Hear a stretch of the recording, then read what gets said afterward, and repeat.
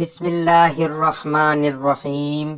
آج 15ویں شب برات کی رات آ چکی ہے۔ یہ وہ رات ہے جس کا پورا سال انتظار کیا جاتا ہے۔ بہت سے لاپرواہ لوگ ایسے بھی موجود ہیں جنہوں نے شعبان کے مہینے کو لاپرواہی میں گزار دیا۔ ایسے بد نصیب لوگوں سے میری ہاتھ جوڑ کر گزارش ہے کہ شعبان کا مہینہ رب کا مہینہ ہے، یہ حرمت کا مہینہ ہے، اس کی ہر گھڑی قبولیت کی گھڑی ہے۔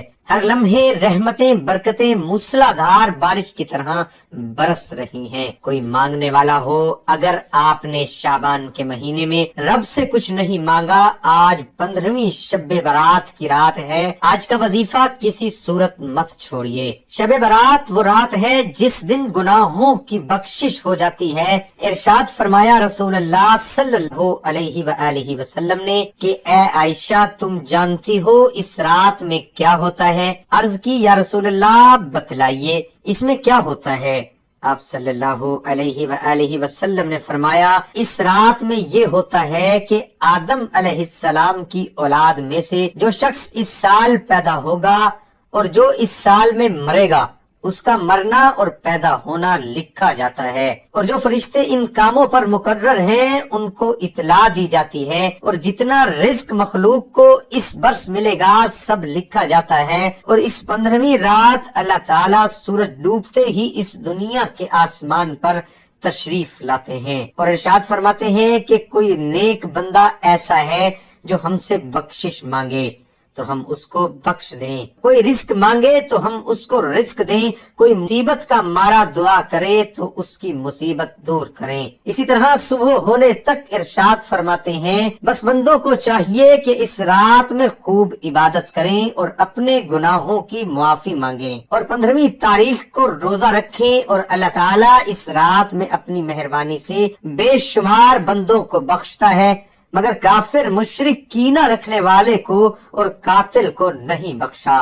یہ وہ رات ہے جس میں مانگنے والے کو پورے سال کا رزق اور دولت مل جاتا ہے۔ اس رات کے لیے بڑے بڑے تڑپ رہے ہیں۔ آج یہ رات آ چکی ہے۔ جو بندہ رب کعبہ کو راضی کرنا چاہتا ہے، جو بندہ اپنے خوابوں کو پورا کرنا چاہتا ہے، جو بندہ چاہتا ہے کہ اس کے گھر سے تمام بیماریاں، پریشانیاں، رکاوٹیں، بندش ختم ہو جائیں، تو وہ 27 شب برات کا یہ خاص وظیفہ لازمی کیجئے۔ اس رات اتنی قبولیت کی رات ہے کہ ان راتوں میں جو بندہ نوافل ادا کرتا ہے، عبادت کرتا ہے، ذکر الہی کرتا ہے، میرا رب 70 گنا زیادہ ثواب عطا فرماتا ہے۔ شب برات کی رات آج ایک ایسا وظیفہ آپ کے حوالے کروں گا جسے ہاتھ کی انگلیوں پر صرف 15 بار پڑھا جاتا ہے۔ 15 بار پڑھتے دوران جو بندہ جس مقصد کو ذہن میں لاتا ہے وہ مقصد مصلی چھوڑنے سے پہلے پورا ہو جائے گا۔ آج کا وظیفہ میرے ان بہنوں اور بھائیوں کے لیے ہے جو بیٹی کے رشتوں کے لیے پریشان ہیں۔ بیٹیاں جوان ہیں، رشتے نہیں ہو رہے، شادی کے اسباب نہیں ہیں، قرضدار ہوں، کروڑوں کا قرض ہے۔ شب برات کی رات 15 بار یہ وظیفہ کیجئے، قرضداروں کے قرض اتر جائیں گے۔ اگر آپ کے حالات خراب ہیں، آپ فقیری سے بادشاہی میں جانا چاہتے ہیں، آپ اپنی نسلوں کو آباد دیکھنا چاہتے ہیں، آپ چاہتے ہیں کہ آپ کی ہر خواہش پوری ہو جائے، جس کو گھر چاہیے مل جائے گا، گاڑی چاہیے گاڑی مل جائے گی، دولت شہرت آج جو مانگو گے میرا رب 10 گنا زیادہ عطا فرمائے گا۔ شعبان میں شب برات کی رات جب آتی ہے تو آسمان کو سجایا جاتا ہے، عرش الہی سے رحمتیں برکتیں برسائی جاتی ہیں، اور جو بندہ اس رات کو بیکاری اور فقیر بن کر جھولی پھیلا کر رب کو راضی کر لیتا ہے، صبح ہونے سے پہلے رب تقدیر کے بند تالوں کو کھول دیتا ہے، نصیب بدل جاتا ہے۔ یہ عمل اتنا خاص ہے کہ رب کعبہ فرماتا ہے کہ شب برات کی رات اپنی تقدیر کے فیصلے پسند کے مطابق کروانا چاہتے ہو تو اس رات کو رب کو راضی کر لو۔ اگر آپ بھی من پسند فیصلے کروانا چاہتے ہیں، اپنی ہر بات کو منوانا چاہتے ہیں، جھولیاں بھر بھر کے رزق چاہتے ہیں، تو آئیے اس عمل کی طرف چلتے ہیں۔ 15ویں شب برات کی رات ہے۔ آج یہ وظیفہ پوری رات کسی بھی وقت کر سکتے ہیں، عورتیں خاص ایام میں پڑھ سکتی ہیں، رات سونے سے پہلے باوضو مصلی پر بیٹھ کر نبی کریم صلی اللہ علیہ وآلہ وسلم کی ذات پر 3، 7 یا 11 بار درود پاک پڑھیے۔ درود پاک پڑھنے کے بعد پوری توجہ اور دھیان کے ساتھ جو انسان ٹوٹا ہوا ہوتا ہے آنکھوں میں آنسو لیے مانگ لے، تڑپ کر مانگتے چلے جائیں، لا الہ الا انت سبحانک انی کنت من الظالمین پڑھنا ہے۔ ان الفاظ کو آیت کریمہ بھی کہا جاتا ہے، حضرت یونس کی دعا بھی کہا جاتا ہے۔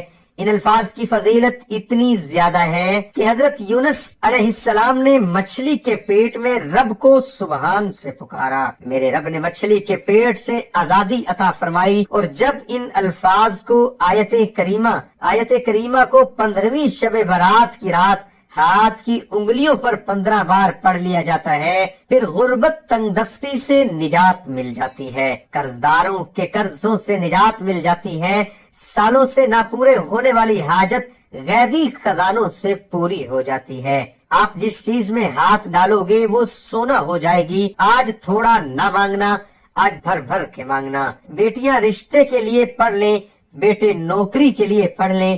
دنیا کا جو مقصد ہے، اگر آپ کو کوئی مقصد، کوئی حاجت ناممکن لگتی ہے جو کبھی بھی پوری ہو نہیں سکتی، ناممکن ممکن ہو جائے گا۔ صرف شب برات کی رات لا الہ الا انت سبحانک انی کنت من الظالمین پڑھ لے گا۔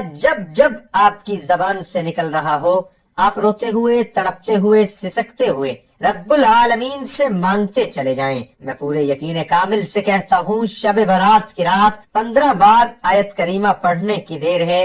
صبح آنکھ کھلتے ہی فیصلے ہو جائیں گے، صبح آنکھ کھلتے ہی فرشتے رزق اور دولت کو آپ کے دروازے میں چھوڑ جائیں گے۔ آپ جس مقصد کی طرف قدم بڑھائیں گے، ہر قدم پر کامیابی آپ کا مقدر ہو جائے گی۔ بڑے بڑے دشمن ہیں، پہاڑ جتنی بھی رکاوٹیں ہیں، پہاڑ جتنی بھی بندشیں ہیں، کاروبار بندشیں ہیں، رشتوں میں بندش ہے، مسئلہ کوئی بھی ہے، اس رات 15 بار آیت کریمہ پڑھنے والا کبھی کسی مشکل پریشانی کا سامنا نہیں کرے گا۔ اس رات میں پورے سال کا رزق لکھ دیا جاتا ہے، پورے سال کی رکاوٹیں، بندشیں ختم ہو جاتی ہیں۔ میری آپ سے ہاتھ جوڑ کر گزارش ہے، شب برات کی رات یہ خاص وظیفہ شروع سے اب تک بتائے گئے طریقے کے مطابق کر لینا، پورا سال کبھی کسی کے سامنے جھکنا نہیں پڑے گا، پورے سال کا رزق اور دولت آپ کے قدموں میں آ جائے گا۔ یہ رب کعبہ کا مہینہ ہے، یہ رب سے مانگنے کا وقت ہے، یہ رب العالمین کو راضی کرنے کی گھڑیاں ہیں۔ ان گھڑیوں کو جو بندہ اپنے ہاتھوں سے نکال دے گا،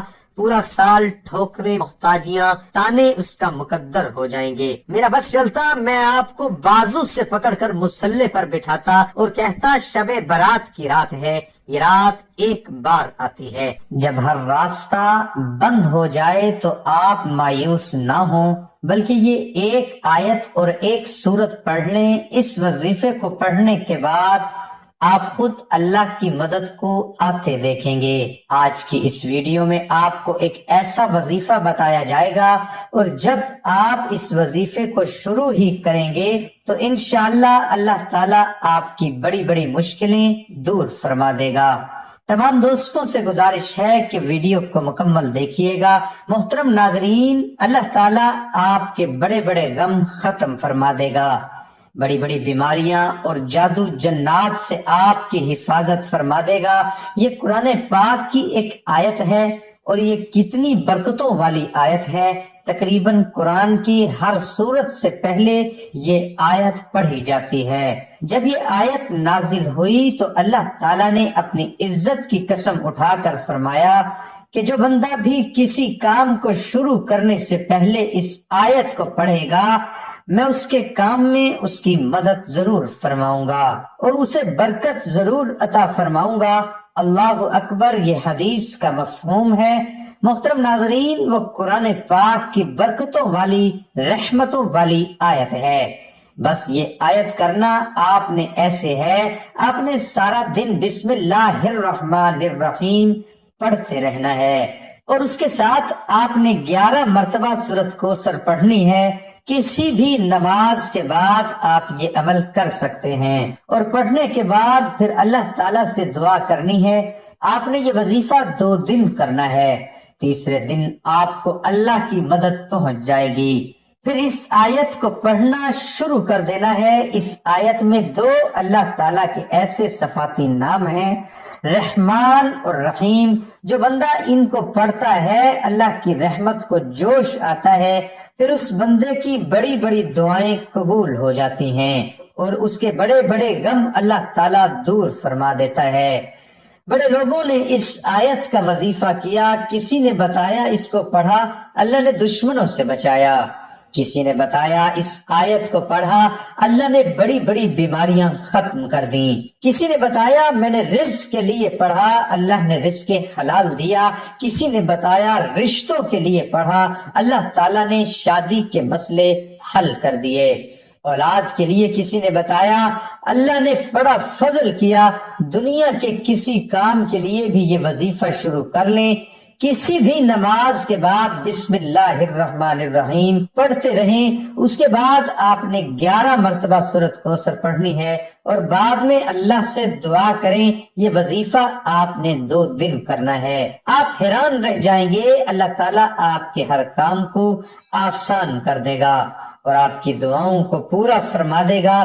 ضرور پڑھیے گا، اس کے ساتھ نماز کا اہتمام بھی لازمی کریں۔